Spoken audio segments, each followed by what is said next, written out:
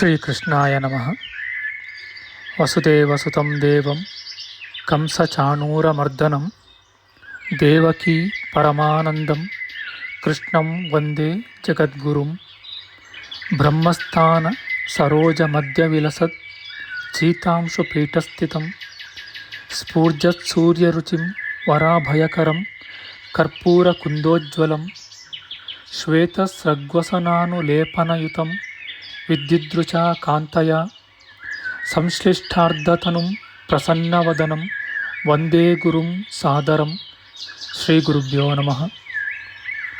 ಲಂಬೋದರಂ ಪರಮಸುಂದರಮೇಕದಂತಂ ರಕ್ತಾಂಬರಂ ತ್ರಿನಯನಂ ಪರಮಂ ಪವಿತ್ರಂ ಉದ್ಯದ್ದಿವಾಕರ ಕರೋಜ್ವಲಕಾಯಕಾಂತಂ ವಿಘ್ನೇಶ್ವರಂ ಸಕಲವಿಘ್ನಹರಂ ನಮಾಮಿ. ತ್ವಾಂ ದೇವ ವಿಘ್ನದಲನೇತಿ ಚ ಸುಂದರೇತಿ ಭಕ್ತಿಪ್ರಿಯೇತಿ ಸುಖದೇತಿ ಫಲಪ್ರದೇತಿ ವಿದ್ಯಾಪ್ರದೇತ್ಯಗಹರೇತಿ ಚ ಯೇ ಸ್ತುವಂತಿ ತೇಭ್ಯೋ ಗಣೇಶವರದೋ ಭವ ನಿತ್ಯಮೇವ. ಶ್ರೀ ಮಹಾಗಣಪತಯೇ ನಮಃ. ಯಾ ಕುಂದೇಂದು ತುಷಾರಹಾರಧವಳ ಯಾ ಶುಭ್ರ ವಸ್ತ್ರಾವೃತ ಯಾ ವೀಣಾ ವರದಂಡಮಂಡಿತಕರ ಯಾ ಶ್ವೇತ ಪದ್ಮಾಸನ ಯಾ ಬ್ರಹ್ಮಾಚ್ಯುತ ಶಂಕರ ಪ್ರಭೃತಿಭಿಃ ದೇವೈಃ ಸದಾ ವಂದಿತಾ ಸಾ ಮಾಂ ಪಾತು ಸರಸ್ವತೀ ಭಗವತಿ ನಿಶ್ಶೇಷ ಜಾಡ್ಯಾಪಃ. ಶ್ರೀ ಸರಸ್ವತ್ಯೇ ನಮಃ. ವೇದಾರ್ಥತತ್ವವಿಶದೀಕರಣೇನ ಪುಂಸಾಂ ಉಚ್ಚೈರ್ಗತಿಂ ಜಗತಿಯೋ ದಯಾಯ ವಿಧಾತುಂ ರಮ್ಯಾಂ ಪುರಾಣಪದವೀಂ ಪ್ರಣಿನಾಯ ತಸ್ಮೈ ಲೋಕೇಶವೈಭವಪುಷೇ ಋಷಯೇ ನಮಸ್ತಾತ್. ತಸ್ಮೈ ವ್ಯಾಸಾಯ ಮುನಯೇ ಸರ್ವಜ್ಞಾಯ ಮಹರ್ಷಯೇ ಪರಾಶರ್ಯಾಯ ಶಾಂತಾಯ ನಮೋ ನಾರಾಯಣಾತ್ಮನೆ. ಶ್ರೀ ವ್ಯಾಸಾಯ ನಮಃ. ನಾರಾಯಣಂ ನಮಸ್ಕೃತ್ಯ ನರಂ ಚೈವ ನರೋತ್ತಮಂ ದೇವೀಂ ಸರಸ್ವತೀಂ ವ್ಯಾಸಂ ತತೋ ಜಯಮುದೀರಯೇತ್. ಕನಕರುಚಿದುಕೂಲಃ ಕುಂಡಲೋಲ್ಲಾಸಿಗಲ್ಲಃ ಶಮಿತಭುವನಭಾರಃ ಕೋಪಿ ಲೀಲಾವತಾರಃ ತ್ರಿಭುವನ ಸುಖಕಾರಿ ಶೇಷಶಾಯೀ ಮುಕುಂದೋ ಪರಿಕಲಿತರಮಾಂಗೋ ಮಂಗಲಂ ನಸ್ತನೋತು. ನಮಾಮಿ ಗೋವಿಂದ ಪದಾರವಿಂದಂ ಸದೇಂದಿರಾನಂದನಮುತ್ತಮಾಡ್ಯಂ ಜಗಜ್ಜನಾನಾಂ ಹೃದಯ ಸನ್ನಿವಿಷ್ಟಂ ಮಹಾಜನೈಕಾಯನಮುತ್ತಮೋತ್ತಮಂ. ನಮಸ್ತೆ ಚಕ್ರಹಸ್ತಾಯ ಶಾಂಗಹಸ್ತಾಯ ತೇ ನಮಃ. ನಂದಹಸ್ತಾಯ ತೇ ವಿಷ್ಣೋ ಶಂಖಹಸ್ತಾಯ ತೇ ನಮಃ.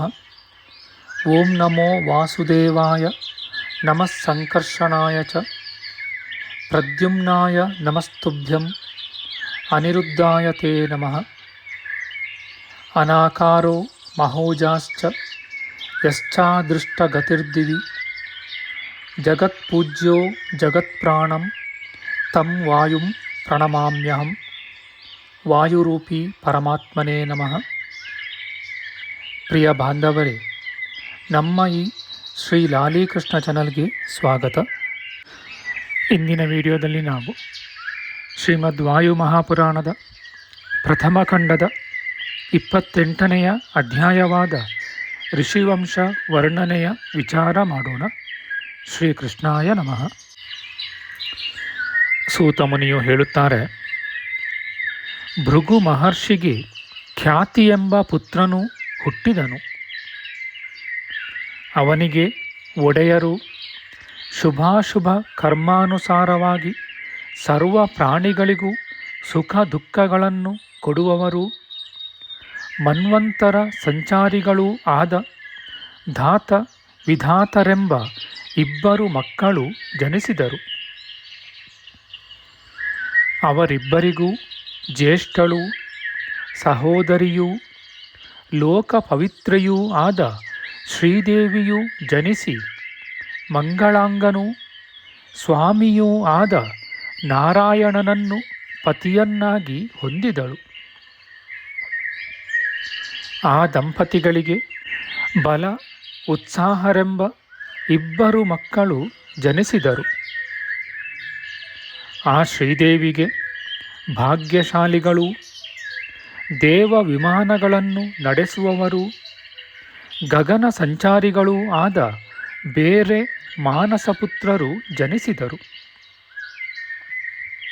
ಆ ಶ್ರೀದೇವಿಗೆ ಆಯತಿ ನಿಯತಿಯರೆಂಬ ಇಬ್ಬರು ಮಕ್ಕಳು ಹುಟ್ಟಿದರು. ಅವರಿಬ್ಬರನ್ನು ಕ್ರಮವಾಗಿ ಧಾತ ಮತ್ತು ವಿಧಾತ ಇವರಿಗೆ ಕೊಟ್ಟು ಲಗ್ನ ಮಾಡಿದರು. ಮತ್ತು ಅವರಿಬ್ಬರಿಗೆ ದೃಢವ್ರತರು, ಬ್ರಹ್ಮಜ್ಞಾನಿಗಳು, ಸನಾತನರೂ ಆದ ಪಾಂಡು ಮೃಕಂಡುವೆಂಬ ಇಬ್ಬರು ಮಕ್ಕಳು ಹುಟ್ಟಿದರು. ಆ ಮೃಕಂಡುವಿಗೆ ಮನಸ್ವಿಯಲ್ಲಿ ಮಾರ್ಕಂಡೇಯನೆಂಬ ಪುತ್ರನು ಜನಿಸಿದನು.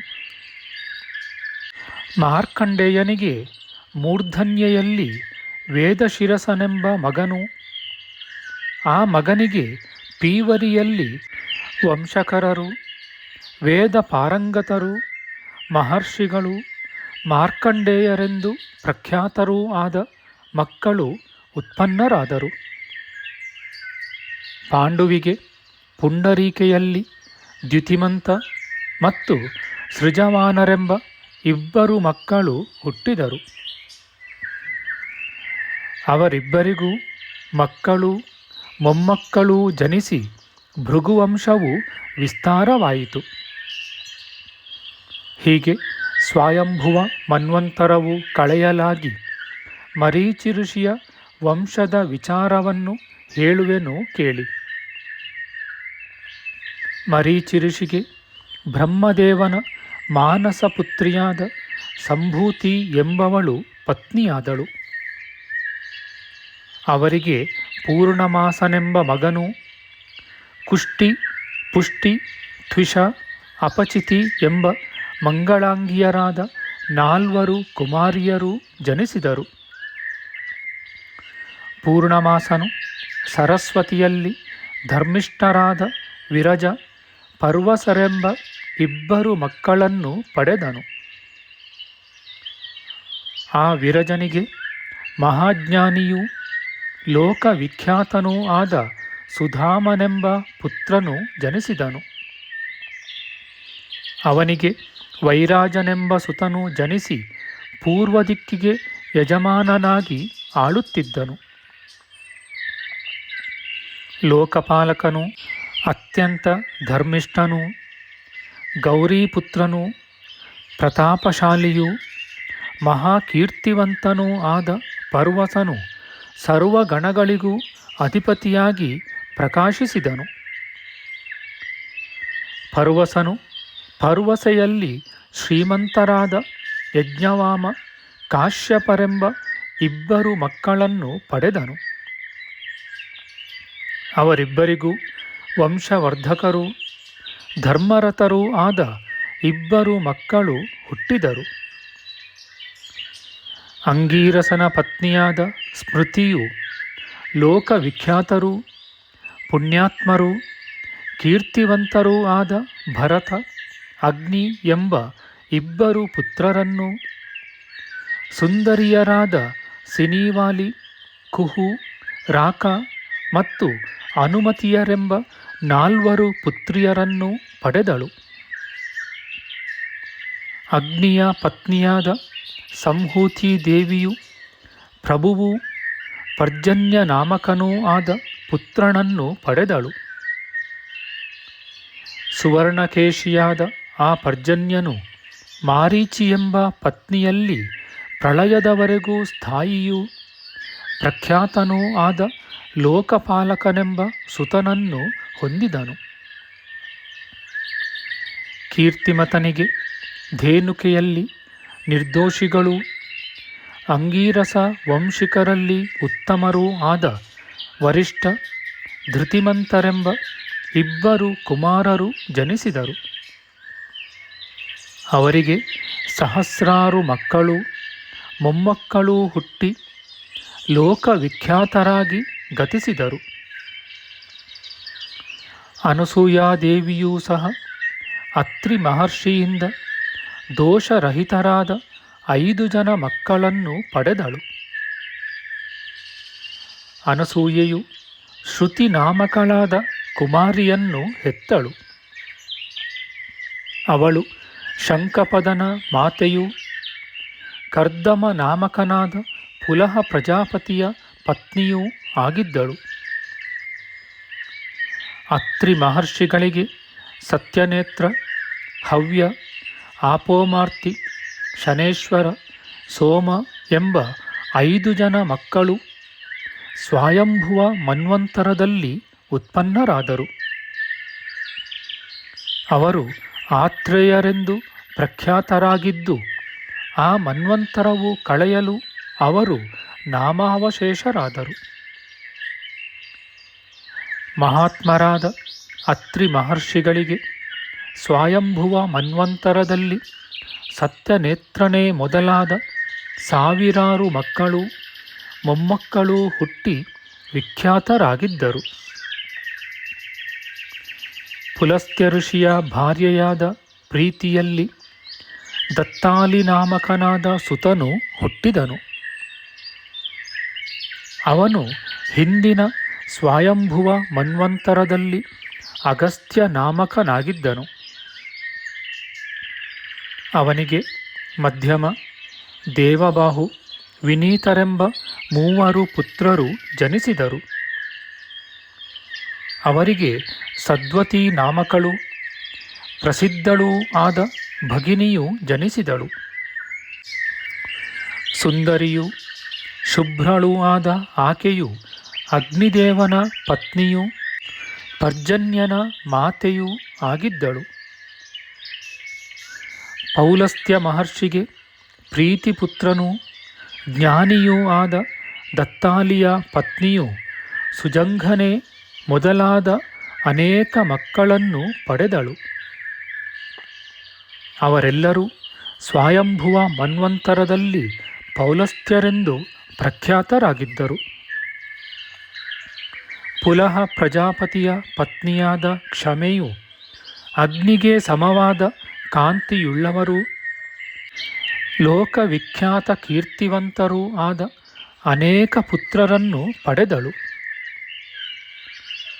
ಆ ಪುಲಹನಿಗೆ ಕರ್ದಮ, ಅಂಬರೀಷ, ಸಹಿಷ್ಣುವೆಂಬ 3 ಕುಮಾರರೂ ಧನಕಪೀವಂತನೆಂಬ ಋಷಿಯೂ ಮಂಗಳಾಂಗಿಯೂ ಪೀವರಿ ನಾಮಕಳೂ ಆದ ಪುತ್ರಿಯೂ ಜನಿಸಿದರು. ಕರ್ದಮನ ಪತ್ನಿಯೂ ಶ್ರುತಿ ನಾಮಕಳೂ ಆದ ಆತ್ರೇಯಿಯು ಶಂಖಪದನೆಂಬ ಪುತ್ರನನ್ನೂ ಕಾಮ್ಯ ನಾಮಕ ಕುಮಾರಿಯನ್ನೂ ಪಡೆದಳು. ಆ ಶಂಖಪಾದನು ಶ್ರೀಮಂತನೂ ಲೋಕಪಾಲಕನೂ ಪ್ರಜಾಪತಿಯೂ ಆಗಿ ದಕ್ಷಿಣ ದಿಕ್ಕಿಗೆ ರಾಜನಾಗಿದ್ದನು.